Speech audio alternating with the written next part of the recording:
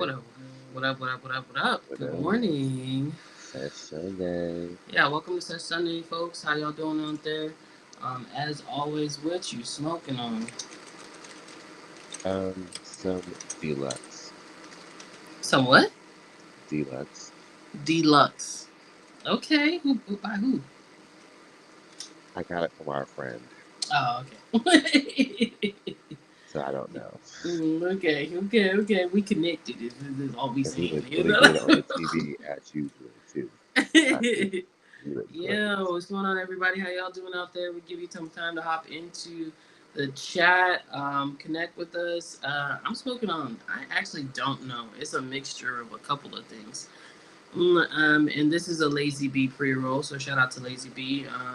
Growing some good outdoor flower. Yeah. Where are you taking us, Anthony? Be on a journey.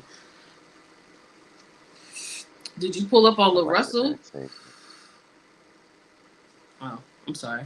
You were gonna answer. Might have lost. Barely. I can barely see you. I saw you on live, and then we went Hello. for a little journey. There we go. There I come. Let me cover. Got you. So Larissa was in town yesterday. It's looking like fall. You was trying to tell me last week that we had 3 more weeks of summer, but I don't know Mm-mm. if that's true. I don't know. No, Mm. it's not. Mm. Then Mother like, Nature. I'm putting on the block party. You went to the Alright. Walk My Block? No, I didn't do anything this weekend. I stayed home. I was rehearsing and stuff Mm. because I was shown. Hold on one second. Oh, okay. Yeah, no problem. Walk. I know Walk My Block is coming up, so shout out to Mona Wari.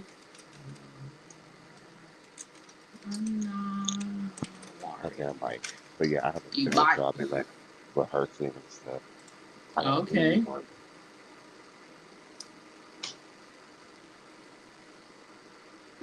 You gotta. He said I gotta leave on and disappeared, y'all.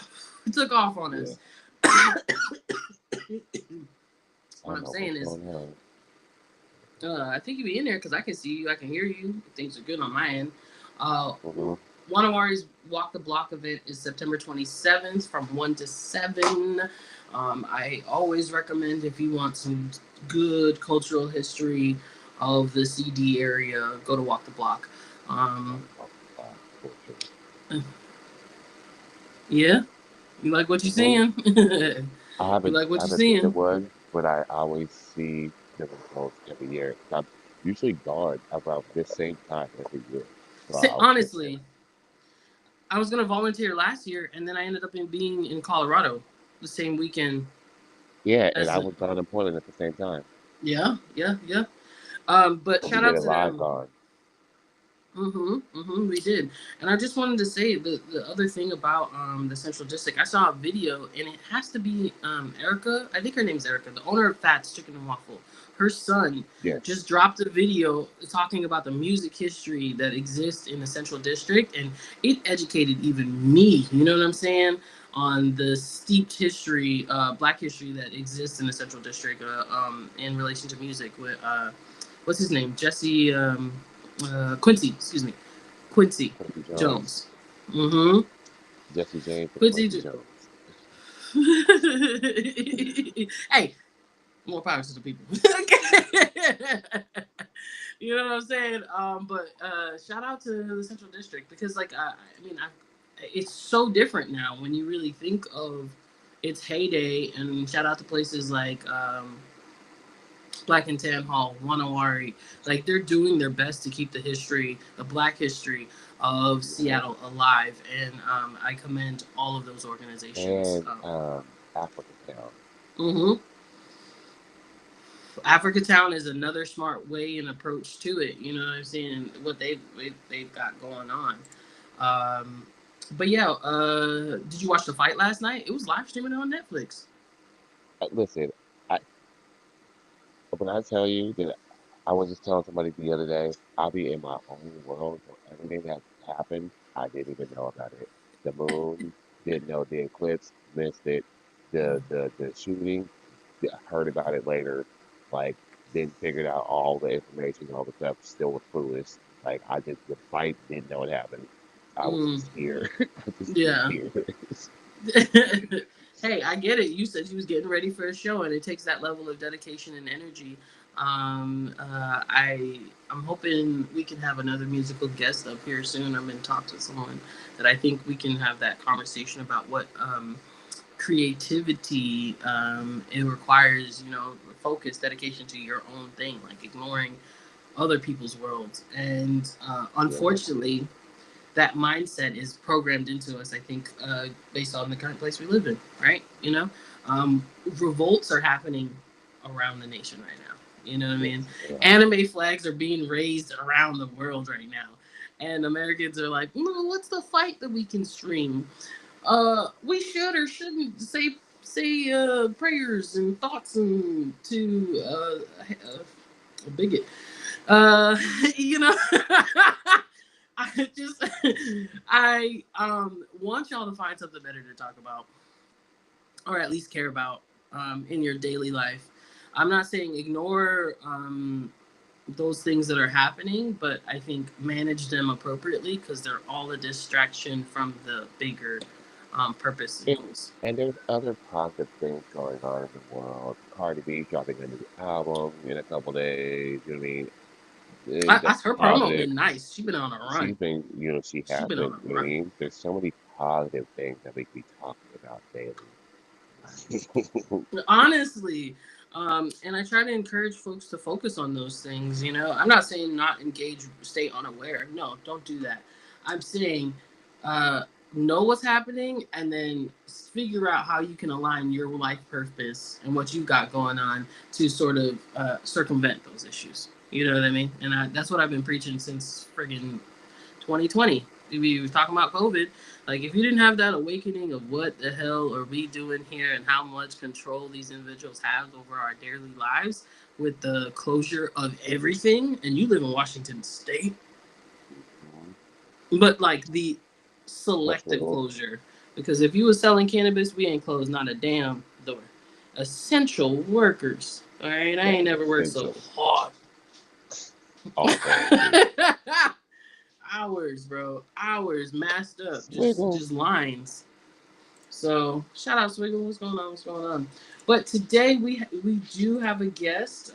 We are waiting to arrive. I just want to let y'all know we have Jessica Pichardo of Canna Luz and the vice president of the Cannabis Alliance coming to the sesh today to kind of talk to us about what our social equity applicants are experiencing, what our new our retailers and folks that are interested in getting into the retail space are experiencing out here in Washington.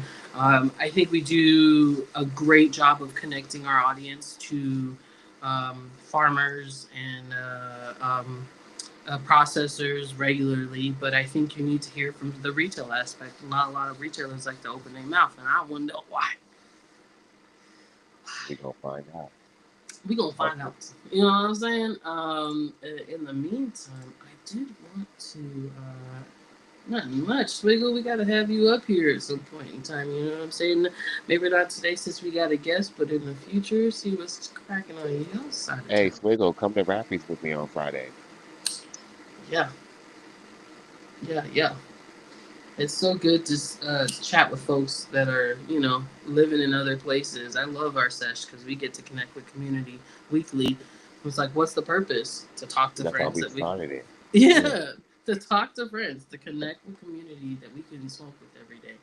Um, and we hope that those that are joining us from YouTube or interested in uh, continue to see the purpose and the light that we bring every Sunday. You know what I mean? Every Mm-hmm. It's new to y'all, but it's been happening for years. It's true to us. Mm-hmm. Okay. We do this. Yep, yep. Okay, what else did I have going on this week? I think from the industry perspective, indie change happens at the end of this month.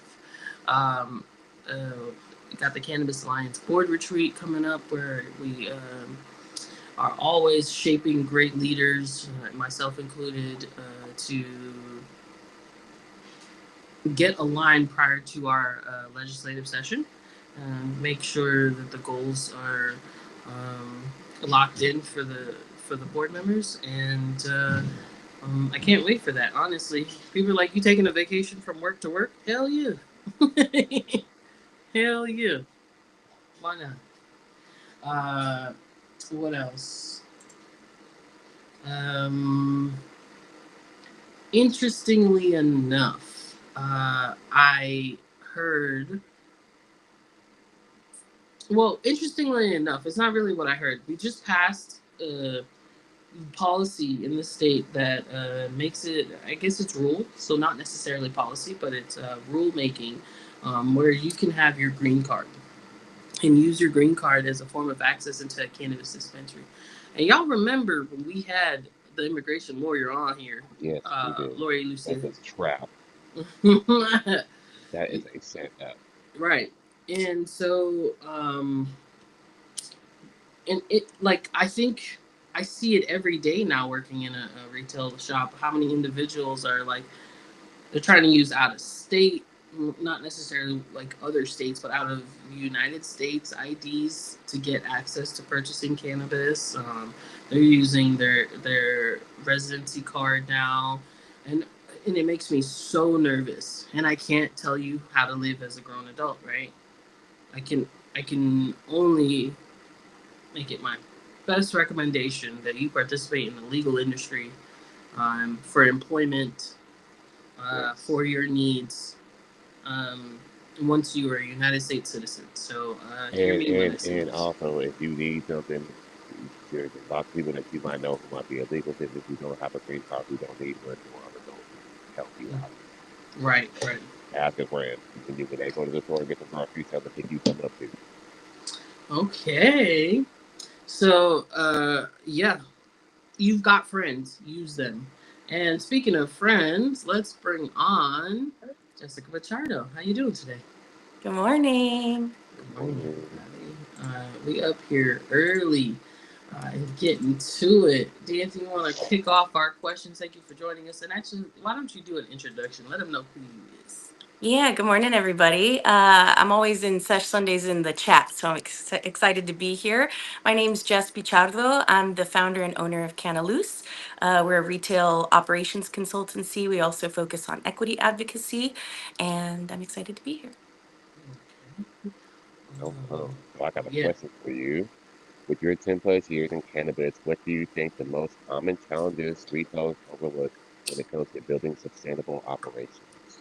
Ooh, uh, that's a great question, and there's a couple things, but I think the main thing is just focusing on your people and your training. Like the stores move a lot of retail operations, especially when they're focused on growth and getting new licenses and open up a new shop. They are worried more about the footprint, but not the people. And when your team is confident, when they can go onto the floor confident in process and in what your vision is for your store, then it's more sales, more efficiency, more confidence in building what you're trying to build. So I definitely think it's training and remembering that that confidence really translates to success in retail. So Mhm. Absolutely. Okay, okay. Now that you done said that translates to success in retail, how do you define successful retail in mm. cannabis beyond just sales numbers? Yeah, us in retail, especially in Washington, that's where I'm located now in Seattle. We have to focus on other wins outside of sales because the sales is tough right now. During COVID, we had a flood of sales. All of us in retail and bud tenders, essential workers, there was a real uptick in sales, and then that changed, and so right now we're really uh trying to find success in, I think, longevity, right? Being a trusted retailer that your community can find regularly. Um, there's a lot of, and it's stuff that like the consumer doesn't see, but there's a lot of movement in retail right now. Folks buying up shops, folks selling it, having one name, but it's actually owned by another. And when you don't know those things, right? yeah, success looks like sales or like the biggest discount, right? But Mhm. really, success is like, how long have you had the same ownership? Have you Mm, been successful in going from one to two? You know, so I think success can look like, again, longevity of just being open, ownership, staying consistent, and then longevity of your staff. Again, the people, like, are your people happy to come to work? Do they enjoy being there? Do they like the product that you're selling? Man, selling some weed that you don't like, toughest job in the game, you know, because we don't, Mhm. stoners got like we have an etiquette, and part of that is like not overselling, you know? We always want to over deliver. Mhm.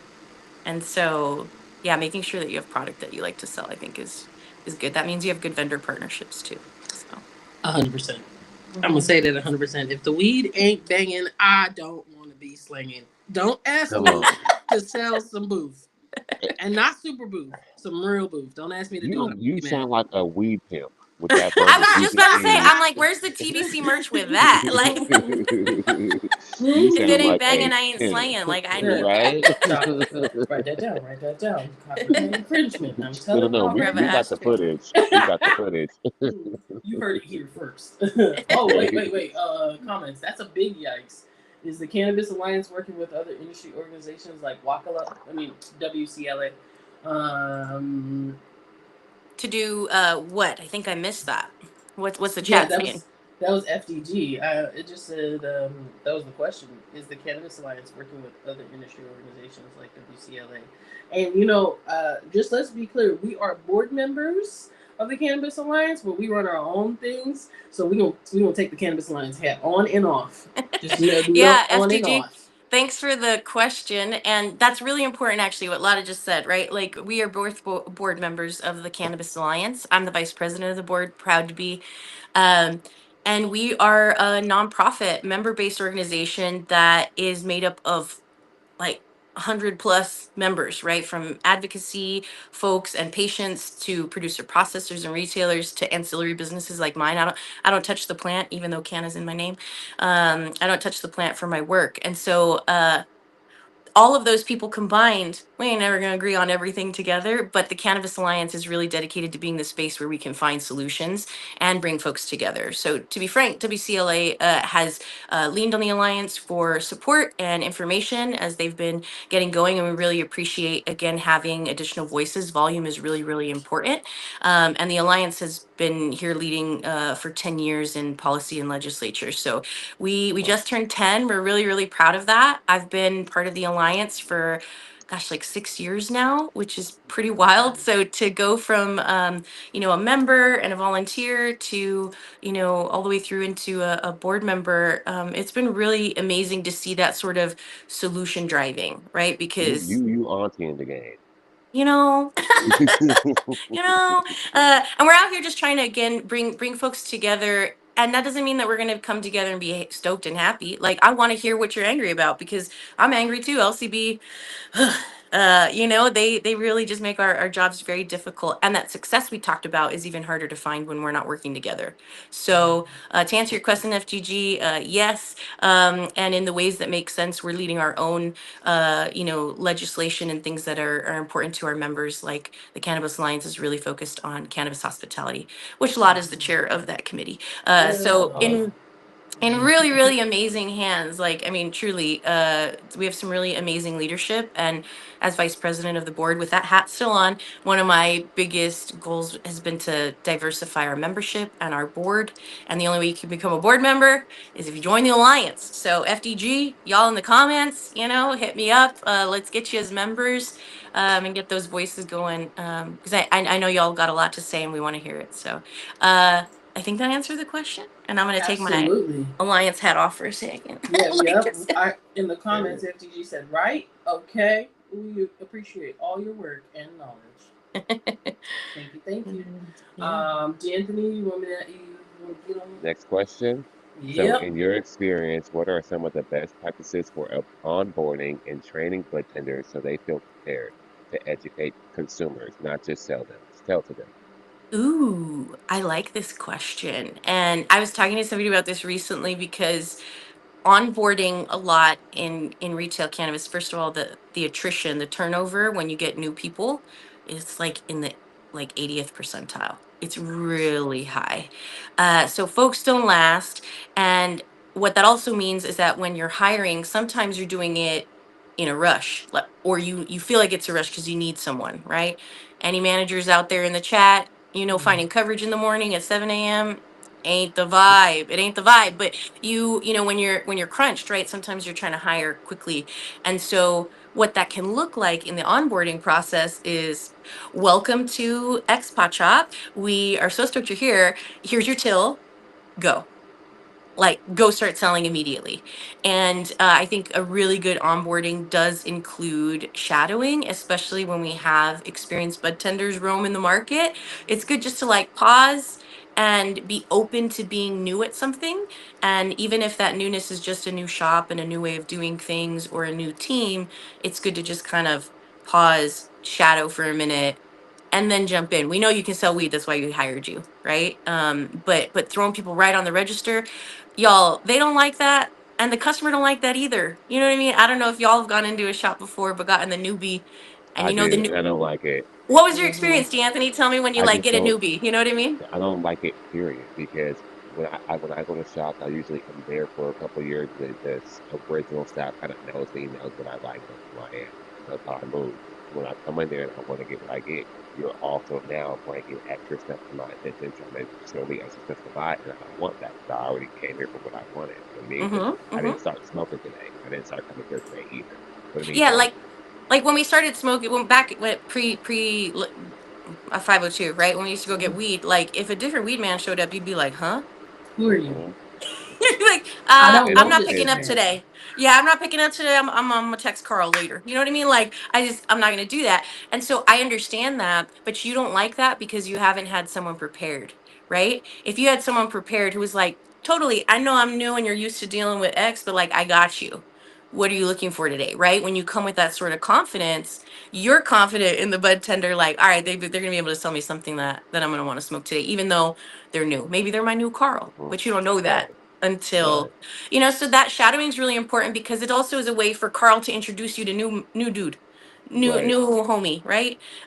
Like, hey, this is my new teammate, and they're gonna be shadowing me today. What are you looking for? And then that bud tender that's trusted already can pass on that trust to the next person, right, for Yeah. the customer. So I think onboarding, it sounds super silly and simple, y'all, but job security, I'll go out there and tell people all day, onboarding I think needs some shadowing.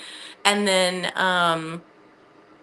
honestly, like sticking with a buddy, I always pair them with someone. Like if they're not coming in as a new hire with somebody else, like who's your go-to person for questions, who's going to be, and it kind of encourages your team. Sometimes when you get new people, there's that like new versus old thing happening. I don't know if y'all have ever had that in your workplace, no matter where you work, Mm-hmm. right? But like somebody new come in and it's like, Mm-hmm. they the new ones. It can help bridge that.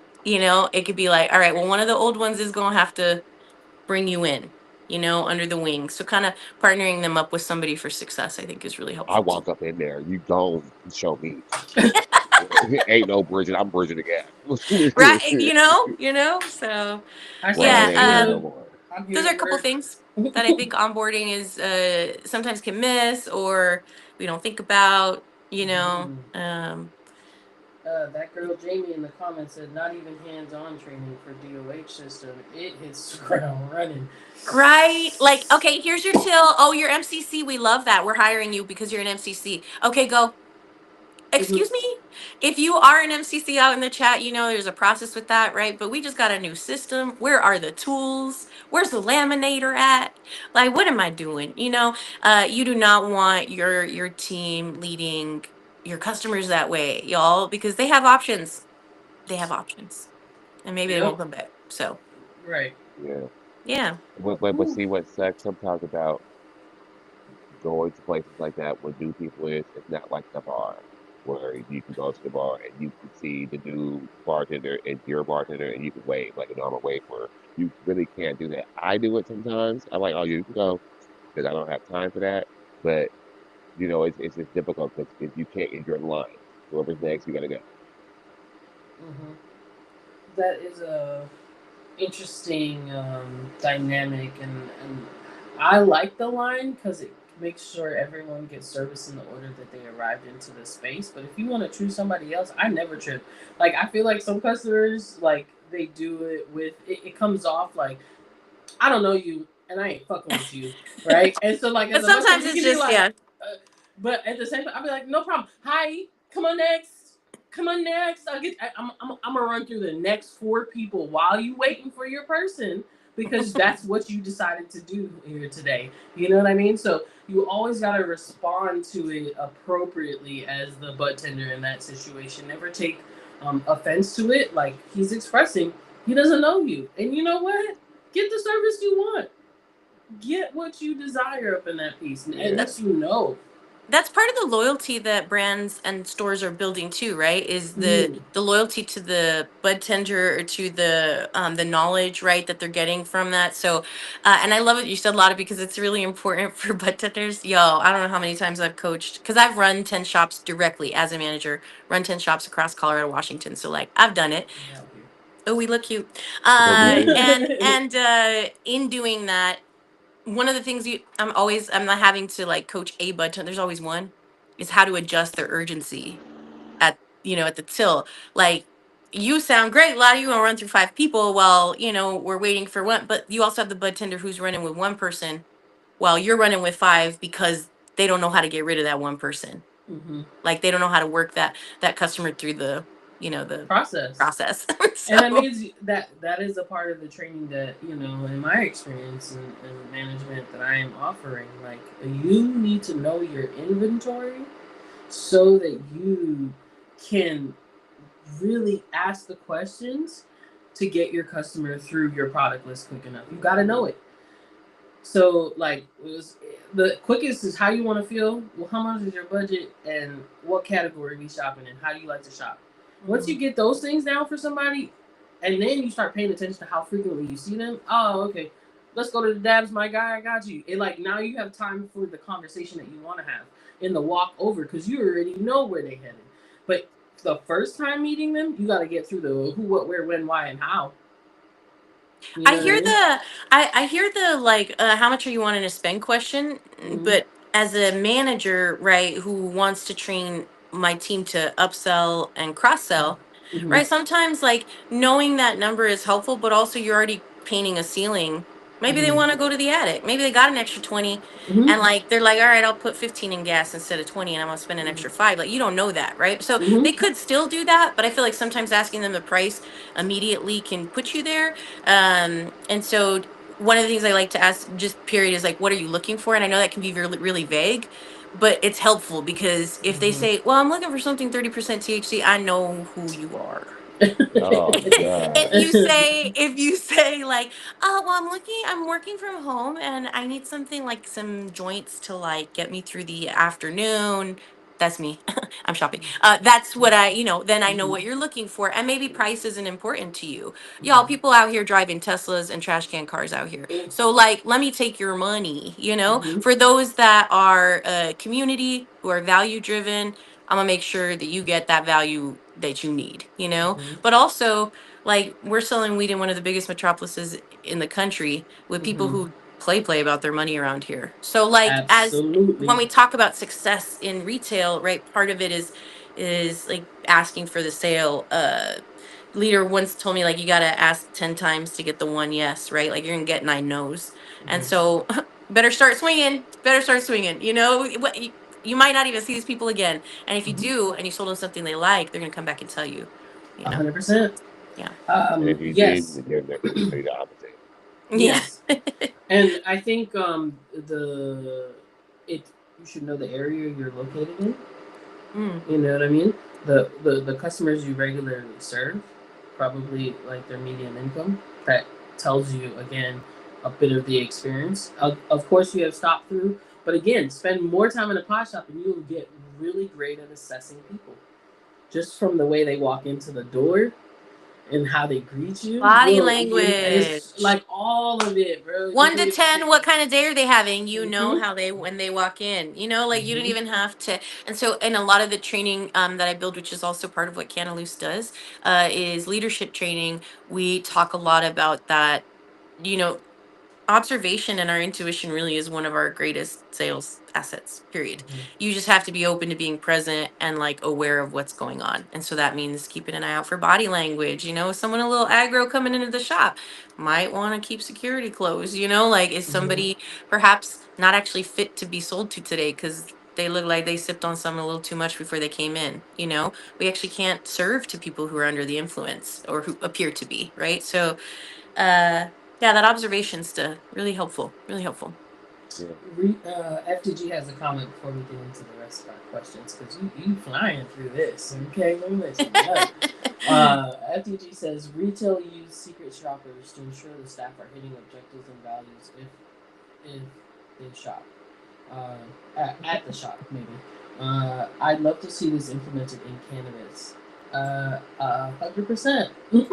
You would have had that experience if they I was the manager. I did that. I used to send when I was in Colorado, I used to send my friends in that my team didn't know, you know, to go and shop at the stores and just give me a little 2 cents on what happened. And then you know, I realized that doesn't invite the bud tender into the experience, right? At least not immediately. And so that turned into a tool which anybody can, you know, create. But I come before cannabis, I worked 8 years in the call center industries for T-Mobile, Comcast, these really big companies, and with that comes a lot of structure. You know, when you got companies that big, it's a lot of structure to keep things moving. And so one of the things when you would take a phone call is they would do a quality check. You know, they'd listen to the call, they do exactly what FGG's talking about. Did they hit all the things? You know, and then they give you feedback. And so in the store, that turned into, you know, a shift lead listening to their bud tender talk to a customer, and without them knowing, they were kind of just taking notes on a little like rubric that we created for them to, you know, and they say, "Hey, can I talk to you really quick about that experience with the customer? Like, let's just review that really fast, like see how it went, and then talk about successes and opportunities." And that's a direct way of coaching. That creates a culture of coaching that is so important. Like, you're not in trouble. We're trying to make each other better. Yeah. Like, we're not in trouble. We're trying to make each other better. One more time, because I know we got some work anxiety. You're not in trouble. We're trying to make each other better. Right. Mhm. And so I hear that FDG, and I think managers can really do that. They can do those sort of things by creating a coaching culture in their store that looks different and that can frankly again heal some of that work trauma we have from like bad managers and places that didn't care. And you know, Man. again, folks ain't putting in the time. D'Anthony, is that Mhm. hitting some for you? I'm just that's this is why I don't do certain things in life. Oh my gosh. Okay. Let's get into it. You work with many social equity licensees. Hmm. What are some of the biggest barriers they face in Washington, and how do you see those challenges evolving?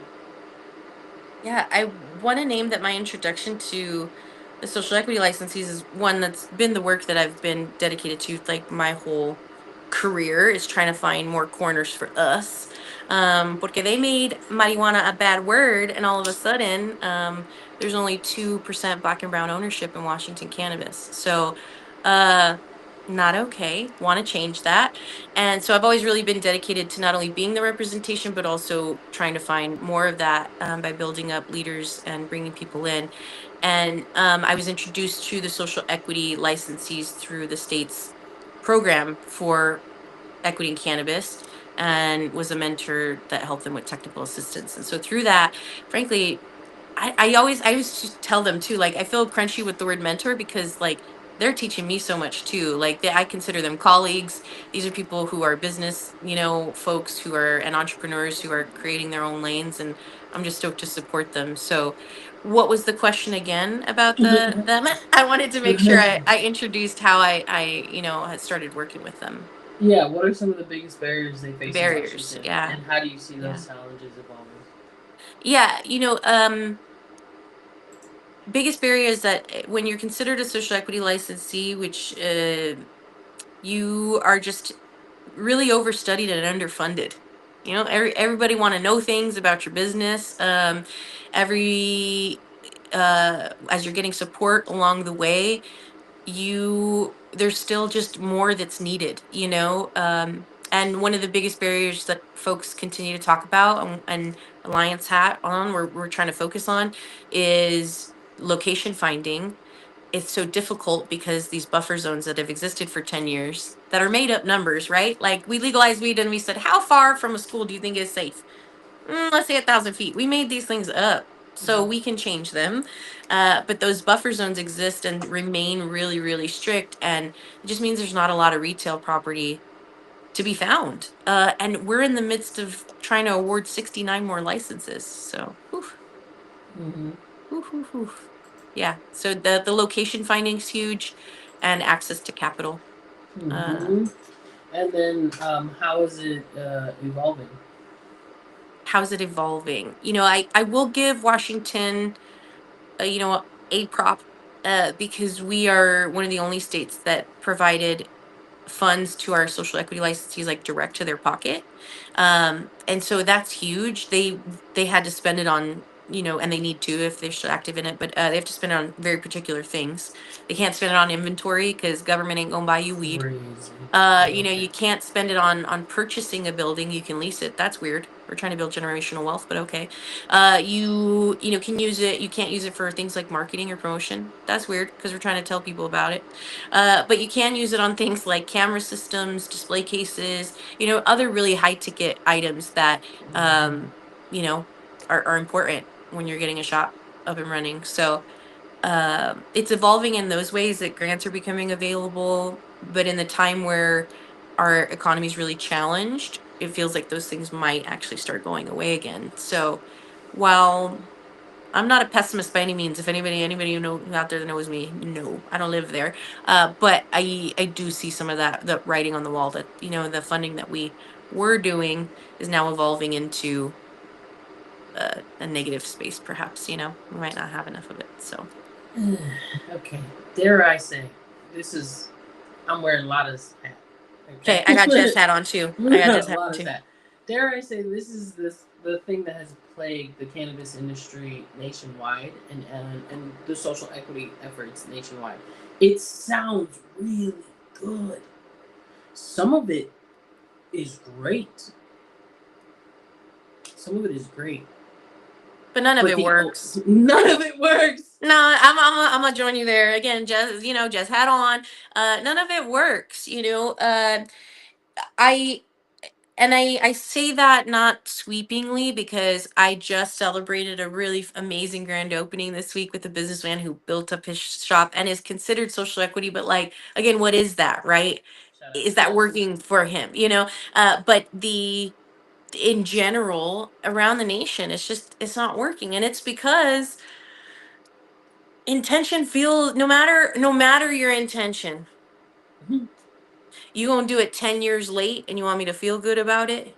Mhm. You want it to be enough 10 years later, you know, Come on. like part of repair is doing that in a timely fashion, you know, in a time when when it makes sense. 10 years later, people are tired, they have missed out on opportunities, They lost their they businesses, lost their their businesses. livelihood, their Mm-hmm. ability to vote. Yep. And so, you know, while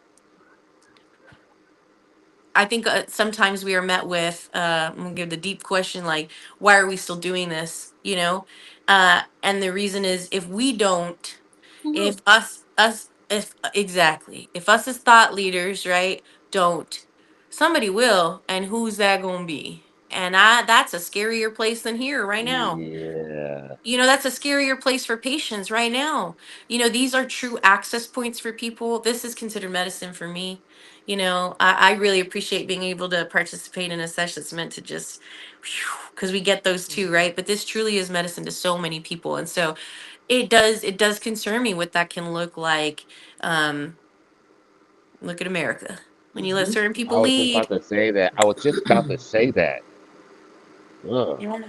Yeah, you know, so Mm-hmm. uh by no means that do I pedal the right way.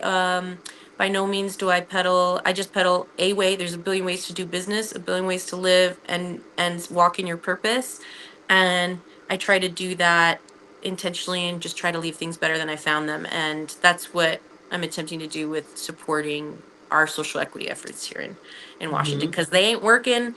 And I think the only way to make them work is to, I've said that before, I say that to teams that I lead that like, if you want to change a recipe, you got to taste it first.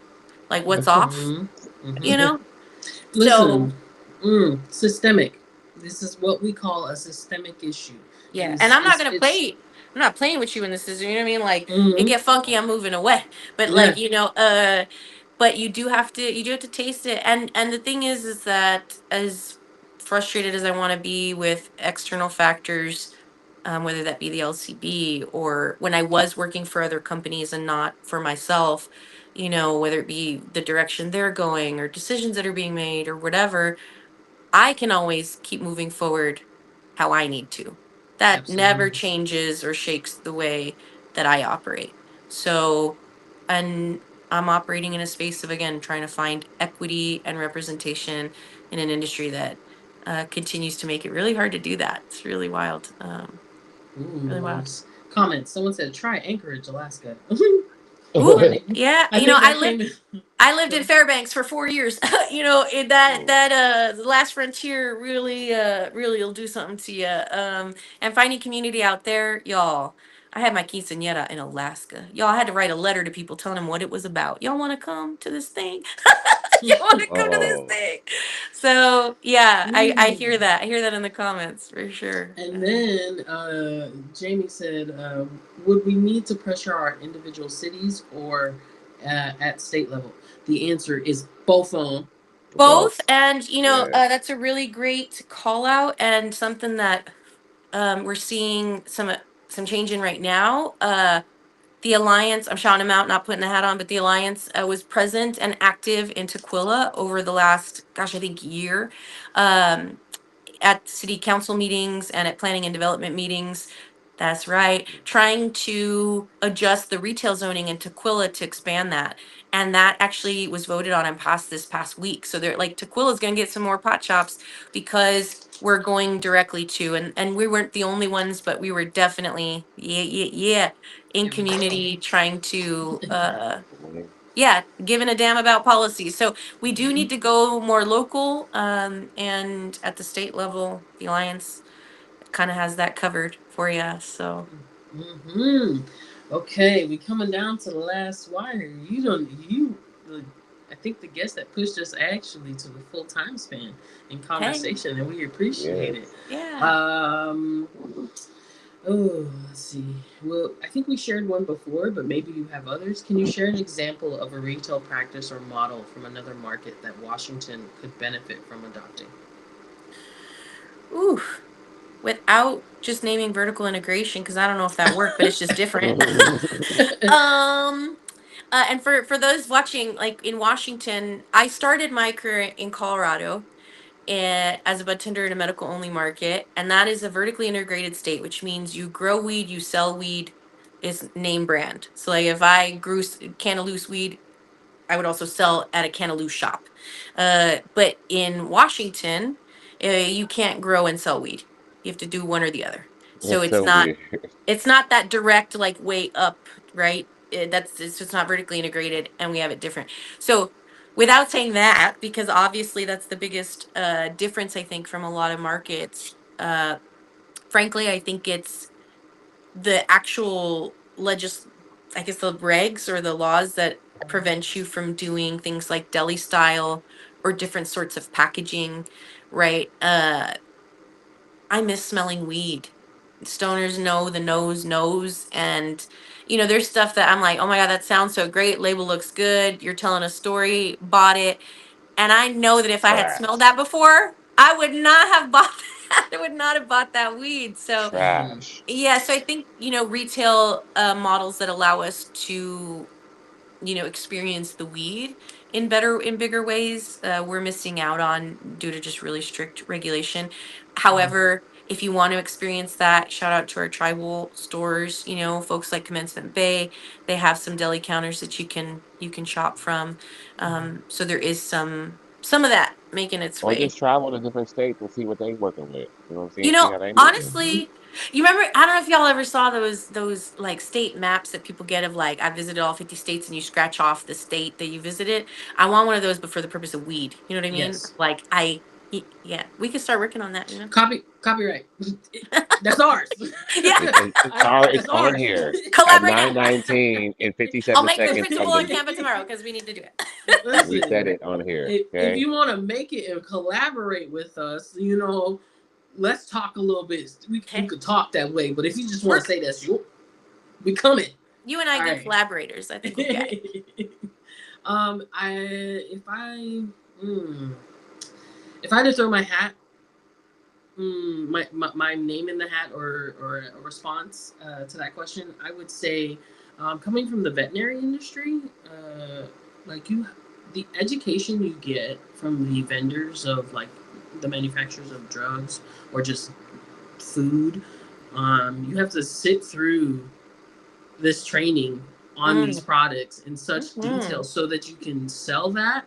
But because there's such a wide array, because if you walk into a pet store, you can get something for a fish or a freaking dog. So having to know that much information means that they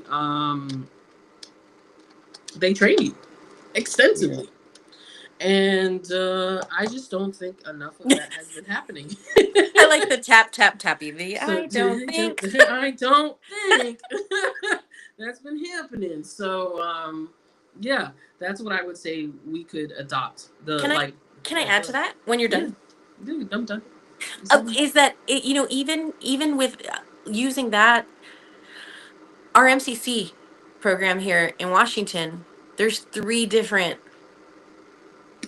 there's three different places you could get it from, and so like I see maybe like opportunity for people to provide that information. I see, but also what sort of consistency are we creating, right? When I did one training and you did another and D'Anthony did the third one, that's cool, we all MCCs, but like is the patient going to get the same information from us? Hell no. Hopefully, maybe, I don't know. You know, the one that I took, I actually took the MCC training before I moved here because again, not vertically integrated. I was like, yo, if I'm gonna work over here, it's gonna be a little different. Let me see what they're about. And the only training that existed here in Washington, to your point, Lotta, is the MCC training. So I'm like, let me see what they're working with. I didn't realize there was three, but the one that I chose I really appreciated by Trey Reckling at Seattle Central College. Shout out to the Academy of Cannabis Science over Went through there, that one who's too. still, I believe, one of the most trusted of the three. And when I did the training, I was actually really surprised by some of the content. He had a video in there from Dr. Carl Hart, who's very open about like legalizing all drugs and like adult essentially just like treating us like adults, right? And some of these things can be used recreationally in moderation. But that's a very forward thinking sort of piece to Mm-hmm. have, and it's in this training, right? That apparently people are taking. And so I was like, okay, that's cool. Like I like where that I'm moving into a space that's perhaps more forward thinking, right? And not so like prevention and for the Mm-hmm. children, and those things can exist in both places, Right. Yeah. but that's not the training everybody got, Exactly. right? So it's just interesting. I think that's a great answer though. A lot of the training, it's kind of where I started, just like getting your people confident. So Mm-hmm. D'Anthony, you got a question? As VP of the Cannabis Alliance, you're at the policy table. How do you balance shaping policy while staying connected to the day-to-day needs of retailers and licensees? mm-hmm. Mhm. That's a great question. And as vice president of the board of the alliance, I balance that by I can never get too far from the counter, y'all. I started as a bud tender because I love selling weed. And as I grew, I never, even as a multi-site operator, I always made sure that I could go pop into the stores and sell weed. And so I do that still now with the social equity operators. I've been able to go into the stores and I do have that confidence in the knowledge of the product, and I smoke and use all the things, that I'll jump behind the counter today and go and sell something. And so that's really important to me. It's like never getting too far from the counter, never getting too far from the patient. 'Cause that's where I started. That's what, because I'm gonna tell y'all, Dare worked on me. I did not start smoking weed till I was 19. I did Oh, my little brother smoked weed, and I did the like, this is your brain on drugs, brother. Like I did the whole thing, y'all.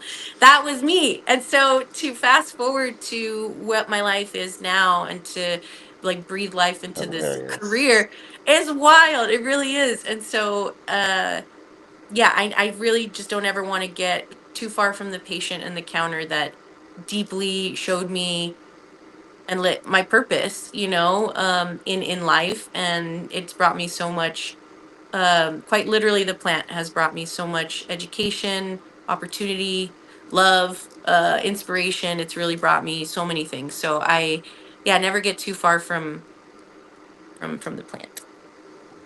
Okay.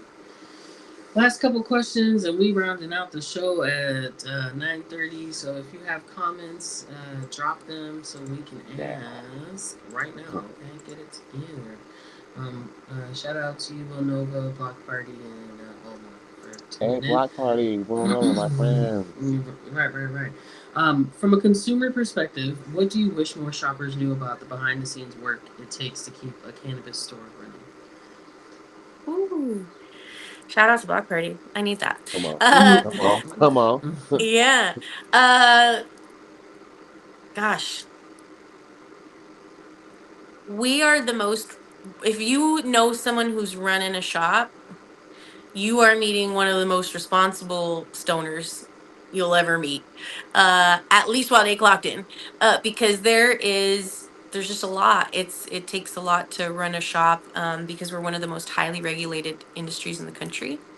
And so that comes with a lot of responsibility. So I think people don't recognize how much compliance goes into getting you your pre-roll during happy hour at the right discount with your loyalty program. You know what I mean? Like it really is, there's a lot to it. And so um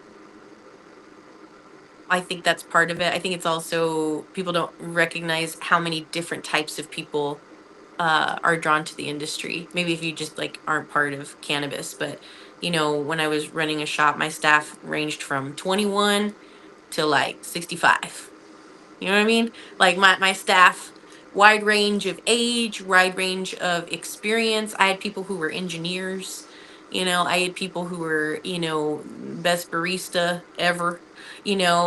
Just it really brings everybody from all walks of life. And so yeah, maybe if you're not in industry, there's a lot of community here to be found. And if you're in industry, I think that's something you probably know or are trying to build. And if you're looking for some, the Bakersman Collective has always been the best spot to do that. I really appreciate y'all having me today. So, Oh, Thanks for tuning in. Anthony, you want to close this out with the last question right here? closing out with the last question. Looking ahead, what do you think the next 5 years of retail in Washington will look like, especially for social equity business leaders? ooh, the first thing that came to mind for me is all these new licenses coming on board, right? Those retail spaces that exist now, I think, are shaking in their boots a little bit because there's going to be a lot of newness, and folks like newness, and we like novelty. And so I think this is actually going to be almost like a little pressure test for what a federal legalization could look like. Because once that happens, that could mean out of state money. That could mean the biggest companies in America are coming to buy these pot shops, right? So when that happens, it's really going to shift a lot of things. And so I think these new retail licenses, I'm hoping for a lot of new stores that are great neighbors alongside existing retailers, and we just have more access points for patients. On the tough side, because like let's not be too rosy, there'll be a lot of challenges. We're gonna have to do a lot more with a lot less money, Mhm. and that means that we're going to need to keep our calm about us. So share your calm, not your chaos, as we figure out what the next 5 years look like. Yeah. So Ooh, love to hear it. Man, This has been a wonderful Sesh Sunday. And And before we go, I got some announcements. okay, Oh, I want to hear him. go off. Before I forget, because I got a new song dropping Oh, on Friday called oh. "Not in the Mood," and Ooh. I got a performance in Vancouver, Washington on Saturday, and I got a radio station performance and interview in Portland on Friday. What are we Okay. doing? Busy. Check out that new song, y'all. It's Booked. coming. Yeah. Blessed. Download stream it. Okay. Let's go. Um. Thank y'all for tuning in to Sesh Oh, Sundays. wait. We talking Oh, drops, Lotta? Can I drop? Is there oh, room to oh, drop? I was gonna say. See, both me and D'Anthony, we Pisces. We out here I just jumping. know. We I'm just like, jumping out the water. let The We me just take Pisces jumping is my out the jumping out the water. pace, water. y'all. Let me take my pace. I was gonna say we've had a wonderful guest in Jessica Pichardo, owner of Mhm. Canna Luz. Can you tell them where to find you and drop it Thank you. on? Yeah. It's been great being on the show today. You can find me on socials at Canna Luz. That's CANNALUZ. Well, I'm on Facebook, Instagram. The thing I wanted to say that I'm dropping is for the state. I work for the Department of Commerce as their dedicated cannabis mentor expert. And I'm doing webinars and information, and I'm dropping, it's like a 45-minute webinar on retail readiness from license to launch. It's going to drop on my YouTube and also on my stand store. So Let's maybe I can go. share some links with you. But yeah, you can find it on socials. It'll be dropping in the next week. Okay, thank you for sharing. I think those that have tuned in, because we saw some cannabis managers in here, some business owners, folks that are interested in the retail game. Jessica and Canada and these resources she's talking about have been beneficial, I think, to how I look at business and many others. I haven't met someone that doesn't have something glowing to say about what she has helped them with. And so please tap in. Uh, this, again, has been Sesh Sundays. And shout out Sex to the Cannabis Sunday. Alliance. You know what I mean? Uh, they support us at making this possible. Stay tuned. Thanks, Block Party, for the shirt.